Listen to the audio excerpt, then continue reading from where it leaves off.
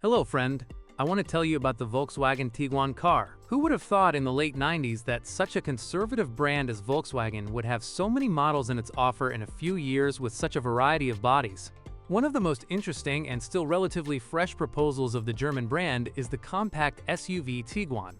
If you do not like race cars from Japan or the USA, then you really have no other choice than to look through the offer of your European neighbors. Manufacturers always offer a wide range of engines for German cars. The Tiguan is no exception. True, there are only 3 power units, but in different versions. Which version to choose? If you do not like to visit gas stations too often, then you will definitely want to buy a diesel. Some of you will probably think that the 2-liter diesel engine is the one that had many factory defects, but this is not true. The 2.0 TDI crossing engine installed in the Tiguan is a more modern design with a common rail injection system, which fortunately does not cause as many problems as its predecessor with unit injectors. Unfortunately, even in this case, the dual-mass flywheel can be damaged, where the turbocharger can seize.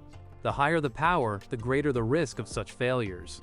You have to be careful with the DPF filter, which can get clogged.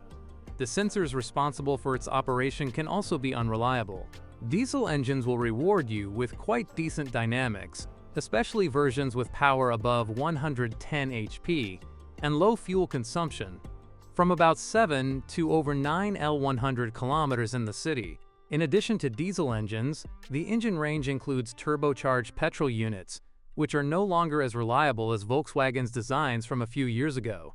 The 1.4 TSI is a variant with several serious manufacturing defects. Regardless of power, the timing chain tensioners are damaged, which results in it stretching. In some units, injection system failures occur. The weaker versions have a problem with the water pump magnetic clutch. Fortunately, this defect was eliminated in 2010. The pistons also break occasionally. The weakest versions of the 1.4 TSI in the youngest models cause the fewest problems, but buying a Tiguan with this engine is often a lottery. This does not mean, however, that this engine has no advantages. Its advantages include excellent dynamics, almost imperceptible turbo lag, and fuel consumption from 7 to over 9 L100 kilometers. And what about the operation of the 2.0 TSI unit? The only problem may be the carbon deposits on the valves. Apart from that, you cannot have any major complaints about this engine, but when choosing it, you have to count on fuel consumption of 13 to 15 L100 kilometers in the city. However, it provides sensational performance, less than 8s from 0 to 100 km per hour. There are 3 gearboxes to choose from: a 6-speed automatic and manual, and a 7-speed dual-clutch automated DSG. In the Euro NCAP crash tests, the car was rated very good, 5 stars. In the Tiguan, the most common cause of failure is the electric power steering. Other companies have also had their problems with this solution. Another common problem in this model is the disturbing noises coming from the front suspension. Determining their cause is not an easy task. Even authorized services cannot cope with it. Warning: before buying a German SUV, be sure to look under the car and carefully check the chassis. In many copies, especially at the joints, the first traces of corrosion are already visible. It is also worth checking the condition of the driveshaft support, because the durability of this component in the Volkswagen Tiguan varies.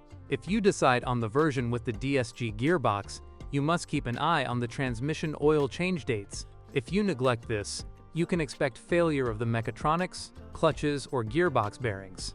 Driving comfort is also at a high level. The biggest drawbacks of this design are the unreliable 1.4 TSI engine, high prices of most used models, a few flaws, and unsophisticated interior styling. If you are afraid of higher operating costs associated with 4-wheel drive, choose the Tiguan with the FWD system. It should be enough. You won't drive this car off the asphalt anyway. Thanks for listening to me. Don't forget to subscribe to the channel and rate my video. If you know of any problems with this car that I haven't mentioned, be sure to write about them in the comments.